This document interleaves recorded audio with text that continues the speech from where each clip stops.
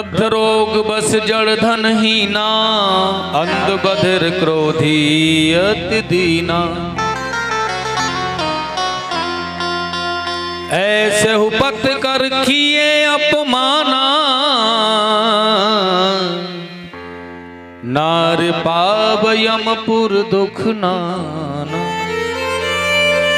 पुरुषों में श्रेष्ठ भगवान कृष्ण ने गोपियों से कहा है, जीवन में कैसा भी पति हमें मिल जाए, उसके जीवन का निर्वाह हमें कर लेना ही चाहिए।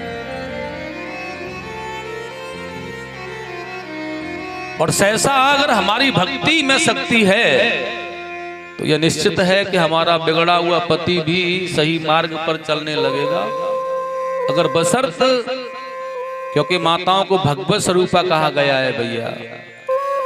और जब भक्ति स्वरूपा माताओं की शक्ति और भक्ति मिलती है तो संसार में ऐसा कोई भी नहीं है जिसके अंदर बदलाव ना हो जाए। बशर्त समझने की आवश्यकता है, विश्वास की आवश्यकता है। मीरा ने राणा को बदल दिया है? और देखिएगा कितनों को बदला है, लेकिन अपनी भक्ति को श्रेष्ठ रखो, शक्ति अपने आप जुटी रहेगी।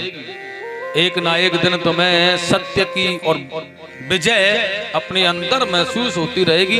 एक न एक दिन संसार रूपी अंधकार से हटकर के आप अपने हृदय में अपने आप रूपी प्रकाश को ढूंढ लोगे। एक ही धर्म एक व्रत नेमा, करहु बचन क्रम मन पति पद प्रेमा।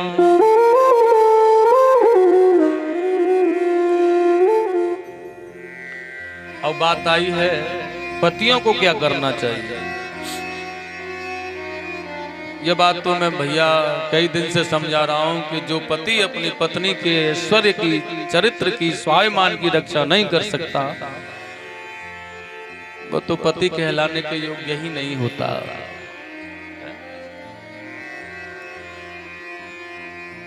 इसलिए हर पति का भी यही धर्म बनता है।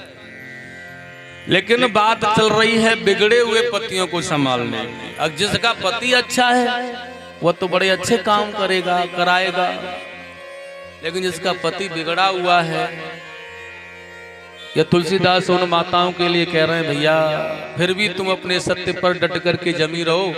अगर तुम्हारी सत्यता की भक्ति में शक्ति होगी तो अवश्य ही परमात्मा तुम्हारा साथ देगा।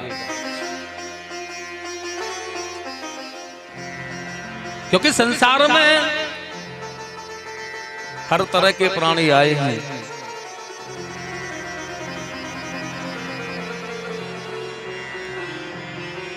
रावण भी पैदा हुए हैं और राम भी पैदा हुए।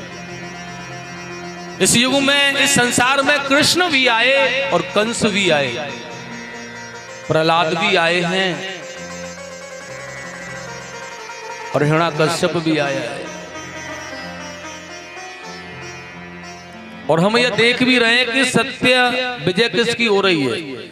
हमें प्रत्यक्ष के लिए प्रमाण की जरूरत भी नहीं है, हम यह जान रहे हैं स्वयं कि विजय कहां पर हो रही है, किसकी विजय हो रही है, फिर भी भूले पड़े हैं तो बेकार है। इसलिए संसार में आए हुए पति का नहीं, हर जीव का धर्म है भगवत कृपा प्राप्त करना। इस संसार में जब तुम्हें भेजा गया है ना, तो वह केवल मात्र गृहस्थ जीवन में रह करके पत्नी का संग करना, बच्चों को पालना, जीवन भर उसी झंझट में लगे रहना, इसी के लिए नहीं भेजा। बच्चे पैदा करना, अपना गृहस्थ पालना तो यह पशु, बंदर, भालू, यह कीड़े मकोड़े भी जानते हैं, उनके भी बच्चे होते हैं, वह भी अपना परिवार पालते हैं। लेकिन पुरुष तत्व को जो हमारे अंदर बैठा हुआ है, जब तक हमने उसे नहीं जाना तब तक बेकार है। जानिए जब ही जीव जग जागा, जब सब विषय विलास विरागा। संसार रूपी महासागर में गोता लगा रहे हैं आप गृहस्थ रूपी जीवन में, पत्नी के साथ, बच्चों के साथ, परिवार के साथ में। जब इससे निकल करके कुछ हम करेंगे परमात्मा के लिए तो मानो जाग गए, नहीं तो जैसे सो रहे थे और सोने के बाद स्वप्न देखा, जागा तो नहीं रहा। इसी प्रकार इस संसार में सोने आए हो और सो करके चले जाओगे, तुम्हें फिर कुछ मिलने वाला नहीं है। अगर पाना है विवाह करो, शादी करो, बड़ी अच्छी पत्नी ढूंढो अपने लिए भाई, कौन मना कर रहा है। अच्छी नौकरी करो, अच्छा धन कमाओ, अच्छी बिजनेस करो आप, लेकिन जितना अच्छा पुत्र पाने की इच्छा होती है, जितनी अच्छी पत्नी पाने की इच्छा होती है, जितनी अच्छा बिजनेस करने की इच्छा होती है, उतना ही अच्छा भजन करने की इच्छा किसी की हुई है क्या? हमारी पत्नी बहुत सुंदर हो, मिलनी चाहिए हमें। बच्चा अपना बेटा लाखों में एक मिले, हमारा बिजनेस सबसे आगे बढ़े, सारे रिश्तेदारों में अव्वल श्रेणी के बने, यही चाहते हैं हमारी। क्या जीवन में कभी एक बार भी यह आया कि सबसे आगे बढ़कर के हमें दान करना है, सबसे ज्यादा हमें मंत्र का जाप करना है, सबसे ज्यादा हमें भजन करना है, हमें सबसे ज्यादा पूजा करनी है, उसे करो। वह ग्रस्त जीवन का धर्म है, आगे बढ़ने के लिए उसे करो। अच्छी पत्नी प्राप्त करो, आपका अगर धर्म अच्छा है, आपका कर्म अच्छा है, तो पत्नी अच्छी प्राप्त होगी, बच्चा अच्छा प्राप्त होगा, धन संपदा वैभव भी मिलेगा। लेकिन इसे पाने के बाद में भजन भी अच्छा ही करने का मन बना लो तो गोविंद मिलेगा, तो भगवान मिलेगा। नहीं कहा यह सब कुछ किसने दिया है? ये सब कुछ भगवान ने दिया है हमें, और उसी भगवान को भूल करके वही अच्छी पत्नी, अच्छे बच्चे, अच्छे परिवार, अच्छी बिजनेस में ही लगे रह करके कुछ न पाया, तो फिर क्या पाया? इसलिए भगवान कह रहे हैं भैया तू मेरा अच्छा, मैंने तुझे अच्छा अच्छा दिया, इसलिए तू मेरा भजन भी अच्छा करो। और जब उसका भजन अच्छा करने लग जाओगे ना, बड़े आराम से पैदल जाना नहीं पड़ेगा, फिर तो ठाकुर जी का विमान आएगा, यम के दूत बांध कर नहीं ले जाएंगे, राज सिंहासन की तरह, राजाओं की तरह बैठ करके विमान में पार्षद तुम्हारे पास में खड़े होंगे। और जब यहाँ से जाओगे भी ना तो बड़े आनंद के साथ में जाओगे, भगवान के हरि पार्षद तुम्हारी सेवा करते हैं। बोलिए गोविंद भगवान की। भगवान ने बड़ी सुंदर गोपियों को बुला करके आज मुरली को बजाना प्रारंभ किया है, तो महारास बेला को प्रारंभ करना चाहा।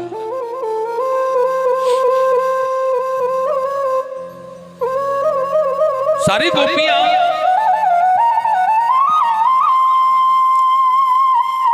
सुखदेव जी ने कहा, भगवान ने गोपियों को समझाने का बहुत प्रयास किया है, लेकिन गोपियों ने अनेक प्रकार के भावों में एक अद्भुत दृष्टांत दिया भगवान को। प्रभु जी आप कह रहे हैं ठीक है, पतिव्रता नारियों का यह धर्म है, लेकिन एक पतिव्रता नारी थी जिसका धर्म था पति की सेवा करना। और एक बार वो पति जो उसका था वो परदेश में नौकरी करने गया, किसी चित्रकार से अपना चित्र बनवा के लाया और उसने अपनी पत्नी को दे दिया, मैं परदेश नौकरी करने जा रहा हूं, जब तक लौट के नहीं आऊंगा तब तक इस चित्र की तुम्हें पूजा करनी है। बेचारी वह पत्नी पति की आज्ञा का पालन करती थी, इसलिए चित्र की पूजा करती रही। वर्षों बीतने के बाद में उसका पति लौट करके आया, दरवाजे पर खड़ा, दरवाजा खटखटा रहा है। गोपी कह रही हैं भगवान आप हमें यह बताने का प्रयास करें कि वह चित्र की पूजा करे या अपने पति को दरवाजे से लेकर के आए। भगवान ने सहसा बड़े प्रेम से कहा, जब असली पति आ गया है तो चित्र की पूजा न करे। गोपियों ने भगवान को पकड़ लिया है। ये संसार के जितने भी पति हैं ना प्रभु, ये तो केवल देह गेह से प्यार करने वाले, प्रेम करने वाले वासना रूपी हैं। इसलिए जब संसार में वासना से हट करके हमें सत्य या प्रेम प्राप्त होने लगे, वासना से हट करके प्रेम जब मिलता है वो परमात्मा का होता है, वो गोविंद का होता है। जब सच्ची लगन भगवान से होती है, सच्ची दृष्टि उनकी हम पर होती है, जब हमारे जीवन से वासनाएं मिट जाती हैं, तो भगवान कहते हैं ये संसार रूपी जब वासना मिटती है तो जगत का पति हमें प्राप्त हो जाता है, फिर संसार के पति की आवश्यकता नहीं होती, क्योंकि संसार माया है।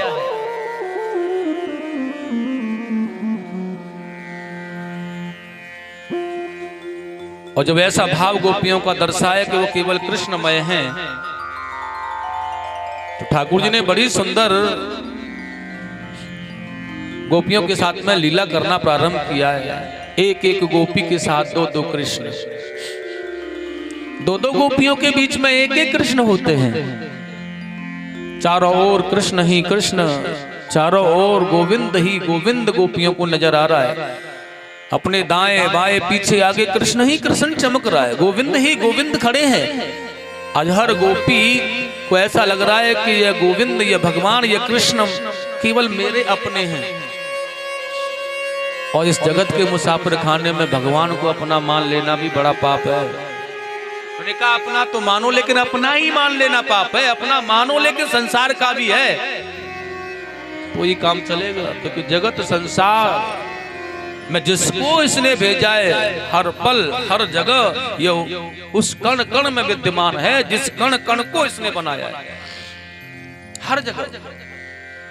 और गोपियां को ऐसा लगा कि यह हमसे ही प्रेम करते हैं, हमारे ही पास में। चारों ओर से कृष्ण ही कृष्ण दिखने लगे।